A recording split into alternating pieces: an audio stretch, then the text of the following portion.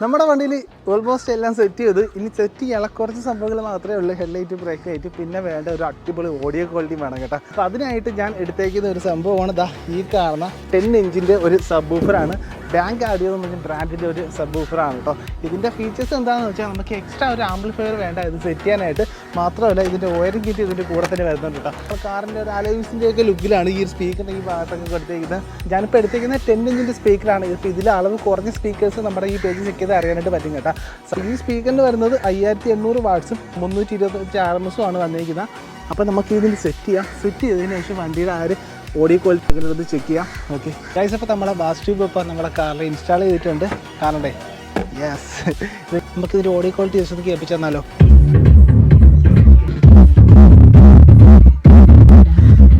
നാല് ഡോറും ഓപ്പൺ ആണ്, എങ്കിൽ കൂടി നമുക്ക് നല്ല ബാസ് കിട്ടുന്നുണ്ട് കേട്ടോ. ഓവറില്ല, ഒരു നീറ്റ്നെസ് ആയിട്ടുള്ള ഒരു ബാസാണ് ഇതിൽ നിന്ന് കിട്ടുന്നത്. ഈ ഒരു ബാങ്ക് ഓഡിയോ പോകുന്ന സബ് വൂഫർ നിങ്ങൾക്കും പർച്ചേസ് ഉണ്ടെങ്കിൽ ഇവരുടെ ഡീറ്റെയിൽസും കാര്യങ്ങളൊക്കെ ഡിസ്ക്രിപ്ഷനിൽ കൊടുത്തേക്കാം.